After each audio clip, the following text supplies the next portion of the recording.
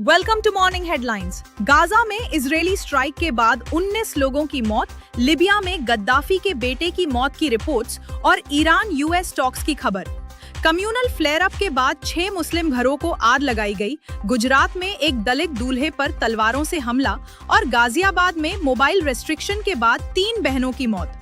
साथ ही minority education budget में 92% cut का मुद्दा भी गर्म। और गुलबर्गा में आंगनवाड़ी रिश्वत केस में 2 कर्मचारी रंगे हाथ गिरफ्तार। नॉर्थ एमएलए कनीज फातिमा ने प्री बजट मीटिंग में माइनॉरिटी इश्यूज को प्रायोरिटी देने की बात कही। बने रहिए हमारे साथ, लोकल से ग्लोबल तक की हर बड़ी खबर की डिटेल के लिए। Morning headlines presented by Manoor multi speciality hospital, Al Shareh group of institute, fine art designers, OSM constructions and home interiors, Al Misba tours and travels, Derma Shine skin hair and laser clinic. Libya में एक armed attack के दौरान Muammar Gaddafi के बेटे सैफुल इस्लाम के मारे जाने की खबर सामने आई है। ये हमला एक वायलेंट क्लैश के दौरान हुआ, जहां गनमैन ने उन्हें निशाना बनाया। इस घटना ने लीबिया की सियासी हालत पर फिर से टेंशन बढ़ा दी है। गाजा में इजरायली स्ट्राइक के बाद 19 लोगों की मौत हो गई, जब पहले मिलिटेंट गनफायर में एक इजरायली सोल्जर जख्मी हुआ था। ये हमला कॉन्फ्लिक्ट के बीच हुआ। इजरायली फोर्सेस ने गाजा पर एयर स्ट्राइक की। इस घटना के बाद इलाके में टेंशन और बढ़ गई है और हालत फिर से नाजुक हो गए हैं। गाजियाबाद के भारत सिटी अपार्टमेंट में 12, 14 और 16 साल की 3 बहनें 9वीं फ्लोर से गिरकर मर गईं, जब उन्होंने बालकनी से जंप कर लिया। पुलिस के मुताबिक फोन और कोरियन कंटेंट की एडिक्शन के चलते पेरेंट्स ने मोबाइल रेस्ट्रिक्ट किया, जिसके बाद उन्होंने सुसाइड नोट छोड़कर ये कदम उठाया।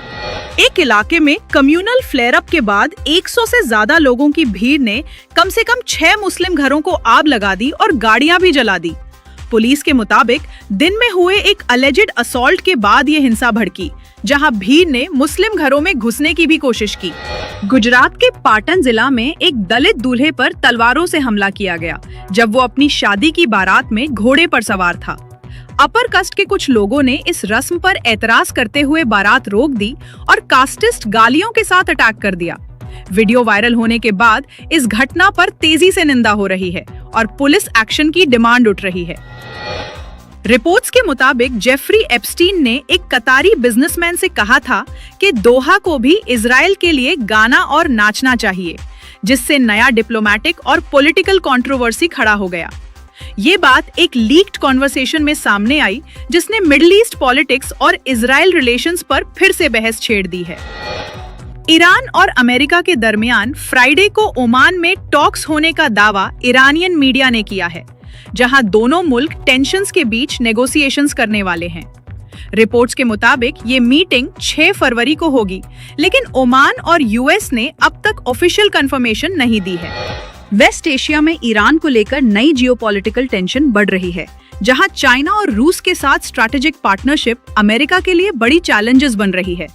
रिपोर्ट्स के मुताबिक ईरान के पोर्ट्स और एनर्जी रिसोर्सेज चाइना रूस को रीजन में स्ट्रॉन्ग फुटहोल्ड दे रहे हैं, जिससे यूएस का इन्फ्लुएंस कम होने का खतरा बताया जा रहा है।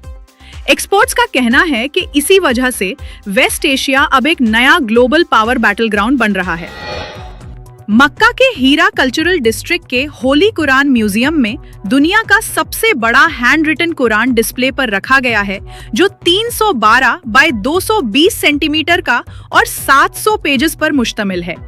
ये 16th सेंचुरी के हिस्टोरिक कुरान की मैग्निफाइड रिप्रोडक्शन है, जिसे गिनेस वर्ल्ड रिकॉर्ड्स ने वर्ल्ड्स लार्जेस्ट कुरान तस्लीम किया है।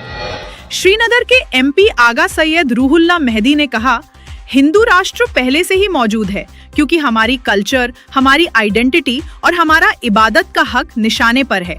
उनके मुताबिक ये हालात माइनॉरिटीज के लिए एक बड़ी तशवीश का सबब बन चुकी है। इंडियन यूनियन मुस्लिम लीग MP हारिस बीरन ने कहा कि यूनियन गवर्नमेंट ने माइनॉरिटी एजुकेशन का बजट 678 करोड़ रुपए से घटाकर सिर्फ 55 करोड़ रुपए कर दिया, जो तकरीबन 92% कट है। उनके मुताबिक इस बड़े बजट कट से माइनॉरिटी तालबा की तालीम और स्कॉलरशिप्स पर सीधा असर पड़ेगा। वेस्ट बंगाल की CM ममता बनर्जी ने इलेक्शन कमीशन को व्हाट्सएप कमीशन बताते हुए सुप्रीम कोर्ट से डेमोक्रेसी बचाने की अपील की। सीएम ममता बनर्जी ने सुप्रीम कोर्ट में कहा कि 58 लाख लोगों के नाम वोटर लिस्ट से हटा दिए गए और जिंदा लोगों को भी डेड डिक्लेयर किया जा रहा है। उनका कहना है कि वोटर लिस्ट रिवीजन प्रोसेस से आम लोगों के वोटिंग राइट्स पर असर पड़ रहा है, इसलिए एससी से तुरंत दखल देने की मांग की गई। हैदराबाद में एआईएमआईएम लीडर पाशा कादरी के जनाजे में हजारों लोगों ने शिरकत करके उन्हें आखिरी सलाम पेश किया। जनाजे में पार्टी लीडर्स, सपोर्टर्स और आम लोग बड़ी तादाद में मौजूद रहे, जहां उनकी सियासी और सामाजिक खिदमतों को याद किया गया। शहर के मुख्तलिफ इलाकों से लोग जनाजे में शामिल हुए और उनकी मगफिरत के लिए दुआ की। दिल्ली के कॉन्स्टिट्यूशन क्लब में एक पब्लिक हियरिंग रखी गई, जहां लॉयर्स, एमपीएस और एक्टिविस्ट ने माइनॉरिटी के इबादत गाह पर बढ़ते हमलों पर चिंता जताई।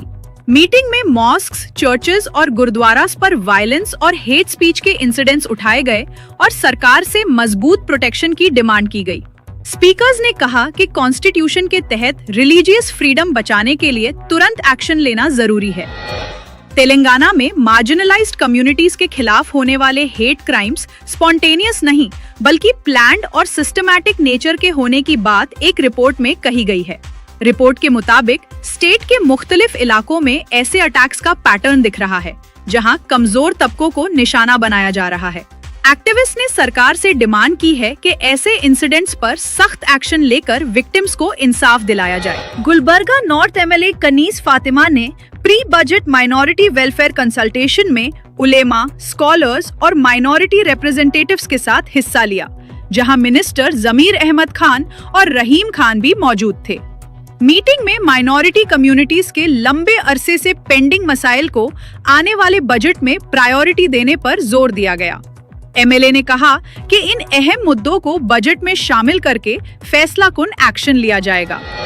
गुलबर्गा के स्टेशन बाजार आंगनवाड़ी सेंटर में लोकायुक्ता ने बड़ा एक्शन लेते हुए 2 महिला कर्मचारियों को 6030 रुपए रिश्वत लेते हुए रंगे हाथ गिरफ्तार किया। शिकायतकर्ता सौभाग्य राठौड़ से अंडा और महीने की राशि रिलीज करने के बदले पैसा मांगा गया था, तभी लोकायुक्ता ने ट्रैप करके अरेस्ट किया।